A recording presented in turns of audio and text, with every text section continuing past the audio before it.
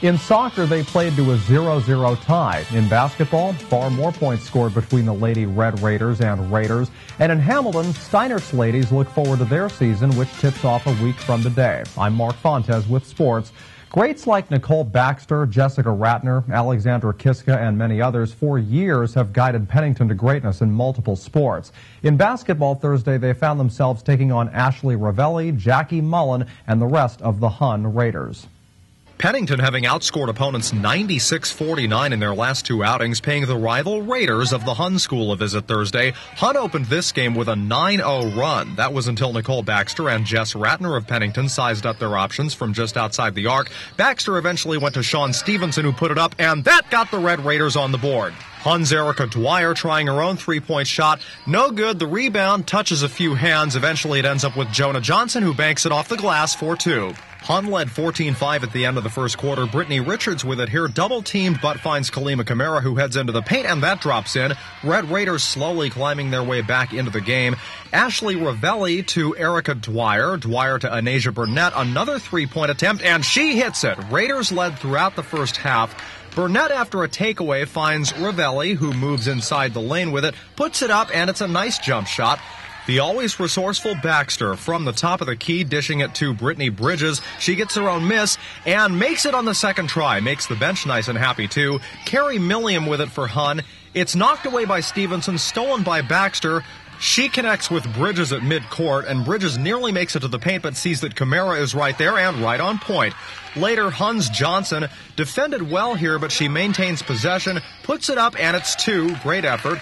And for those that have not gotten to see Nicole Baxter excel at sports she plays, well, here's an example. Falling backwards, she still hits this shot, but in the end, it was Hun who kept their rhythm going just a little bit longer. They hand the Red Raiders their first loss on the season Thursday, 41-37. Just a reminder, these highlights of prep school basketball and all high school sports brought to you by the Hamilton Township Education Association, members working to ensure your child's future success. Now to the public school hardwood. Steinert's girls' performance a year ago sort of fluctuated. They began their 2010-11 campaign losing 3 of their first 4 and ended the season losing 4 straight. But in between those sets, they went 9-8. They came into this season not only with a lot of returning talent, but also a lot of incentive to turn things around. Everyone's going to have to put in their all. There is no I in team, teamwork, nor togetherness. Third-year Steinert varsity standout Lindsay Usarowitz says it'll take a combination of all of those and then some to win this year. We just all want to be together again because we're all like a big family. We just want to stay with each other. Gone, however, from last year's starting 5, Melissa Koster and Liz Kent, both of whom brought speed and versatility. But returning with Usarowitz, sharpshooter Mackenzie Ewell, now a junior, and senior Ashley Gonzalez, who at about 5'11" brings the Spartans what they need most. We don't have that much height as we did last year. I mean, we had a couple bigger players, but I think we should be good, though. Definitely rebounds and boxing out is the most important thing for me. Rebounding and boxing out speak largely to the importance of defense before offense, something 8th-year head coach Brian Rogers will be looking for. It's got to be team rebounding. So all those girls are going to have to obviously work hard to, keep other teams off the glass. Your shots might be falling, but if you're getting all the rebounds and everything and the other team isn't getting second chances to put them back up, then you should be good. It shouldn't be that big of a difference in the score. If the Spartans can pull down the offensive and defensive boards they need, fans can then expect to see what is already working in Steinert's favor. Offense, we have a lot of speed this year, so I think we're going to try and use that to our advantage. There's not much of really a new core coming in where we have to teach brand new stuff.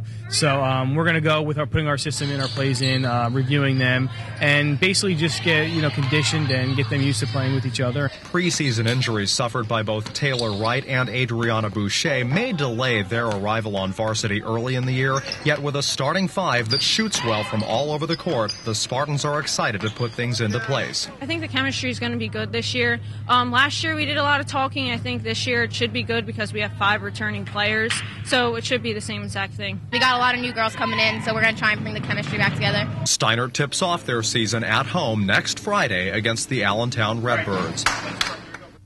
And finally, Team of the Day is brought to you by Prior NAMI Business Systems. With the finest names in office products like Brother, Canon, Konica Minolta, and Muratech, Prior NAMI is your business solutions headquarters. Not only is Robbinsville multi-sport athlete Christine Levering being lauded by local papers this week, but her accomplishments this past autumn on the soccer field put her atop the CVC. She tallied a conference-high 24 goals for the Lady Ravens, including their last 5 of the season.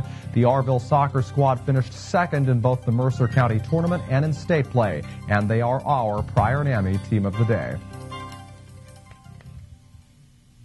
That's all for sports. In a moment, Mercer County Close-Up. Please stay with us.